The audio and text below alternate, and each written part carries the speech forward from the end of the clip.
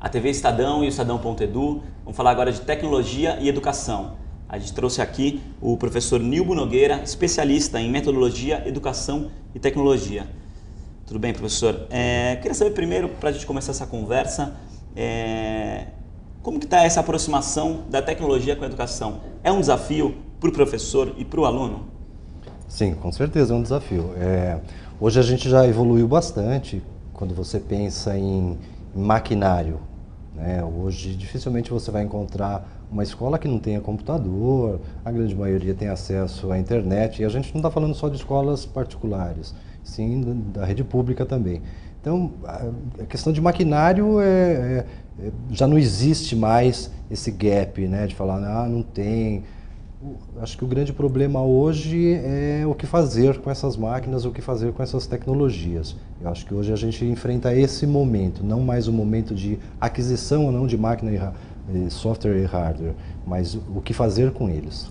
Professor, você que vai ser um dos palestrantes aí do 17º Congresso Internacional de Educação, que vai acontecer aí entre 12 e 15 de maio, e inclusive o tema da sua palestra vai ser os questionamentos e inovações para uma nova escola. Sim. Então, o que é isso daí? É a quebra de paradigma do professor frente a essas tecnologias?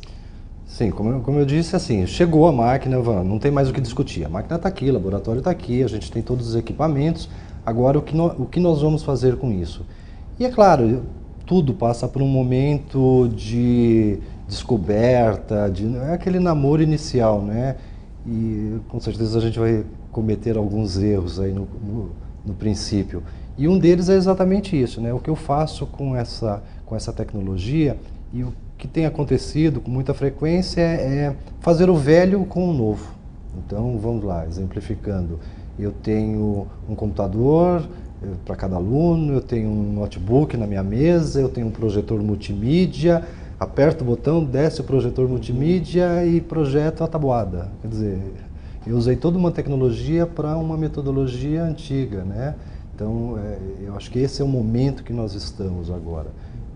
Buscar significados, não fazer o velho com o novo, e buscar fazer um novo com esse novo também, né? Acho que o professor precisa saber usar essas ferramentas, não basta ter lá na escola. Não é só saber usar. Saber usar, a gente está falando da questão técnica. Então, paga-se um curso de Office, de qualquer...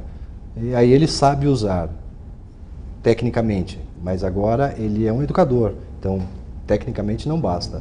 Tecnicamente e metodologicamente. Então, o que eu falo é que a gente está no momento de definições metodológicas de trabalho com a informática. Claro, já tem gente que já caminhou nesse trilho aí, mas eu acho que ainda é o maior problema. Existe já um modelo desse tipo de trabalho que o senhor tem falado, e temos exemplos de atuação do professor nesse sentido? Eu vou te dar exemplos negativos e positivos. Se eu levo o meu aluno para o laboratório de informática e lá eu faço uma redação com eles. Ok, os alunos podem achar até interessante, mas será que eu preciso de uma máquina top de linha para fazer uma redação? Isso é uma coisa a ser questionada. Mas o grande problema não é só isso, essa talvez subutilização da máquina, mas eu vou para lá para ele fazer uma redação e eu dito o título da redação. Quer dizer, eu não dou nenhuma liberdade para ele. Ao passo que eu tenho máquina e tenho um instrumental, um ferramental na minha frente que possibilita um trabalho com imagens, com som, ou seja, com diferentes mídias, né? O que normalmente eu não faria isso com giz e quadro negro. Então, por que não utilizar mais esses recursos? A gente tem uma molecada hoje que é extremamente imagético. Eles leem muito mais imagens do que textos. E por que não utilizo isso? Então, é esse tipo de... O que eu faço com o meu conteúdo, que tipo de conversão que eu faço para deixar mais adequado a essa linguagem?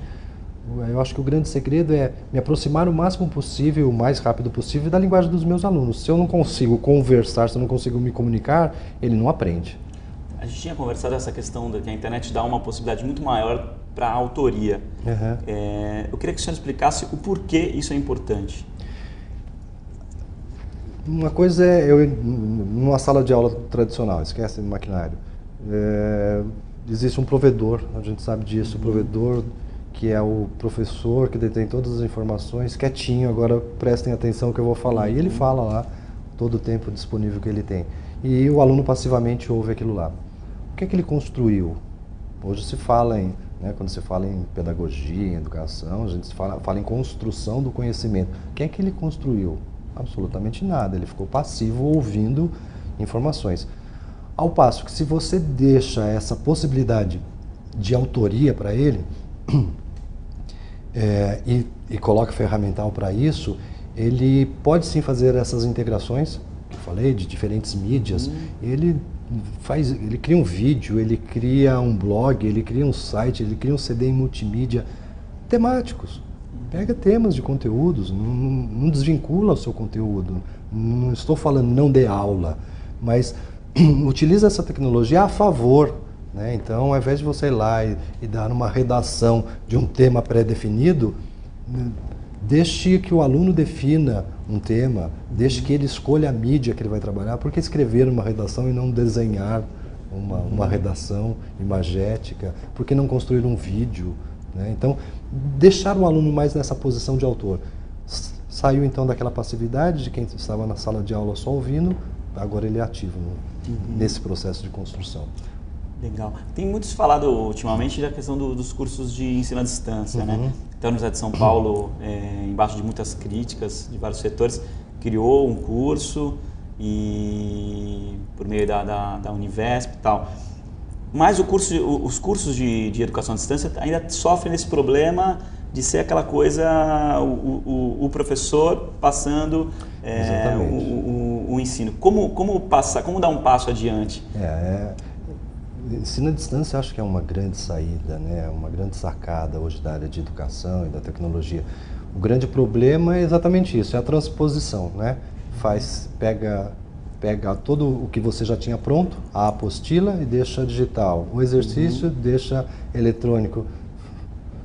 E a única coisa que mudou é que o professor saiu da frente do aluno, a interação ficou até comprometida. Então, na realidade, é material didático adequado para isso, o professor continuar se colocando, a pessoalidade do professor não pode desaparecer. E aí, novamente, você tem o trabalho com vídeo streaming, você tem o trabalho com imagens do professor. Quer dizer, eu acho que essa construção que está começando a acontecer na área de EAD, e não isso que a gente tem visto por aí, Curso virou EAD, está aqui todo, você recebe tudo já, esse material que você imprime, antes você recebia impresso, agora você recebe digital, imprime e lê, e depois vai lá e responde um exercício. Quer dizer, não teve nada tem que melhorou.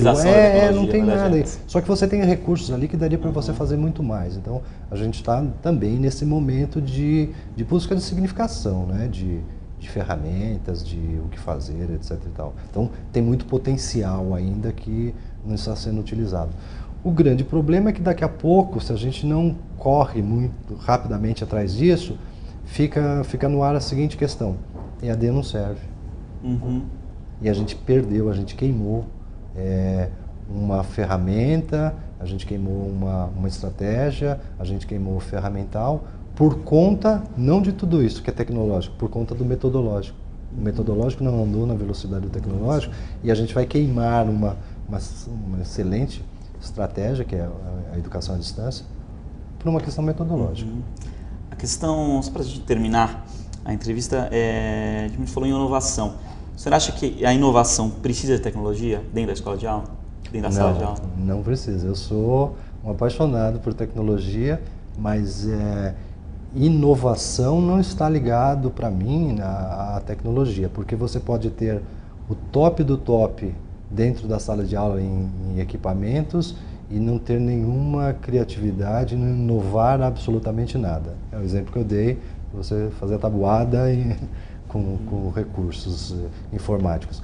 Agora você pode, já cansei de ver isso, professores trabalhando com folha de pão, extremamente criativo, numa dinâmica extremamente inovadora, numa metodologia extremamente inovadora.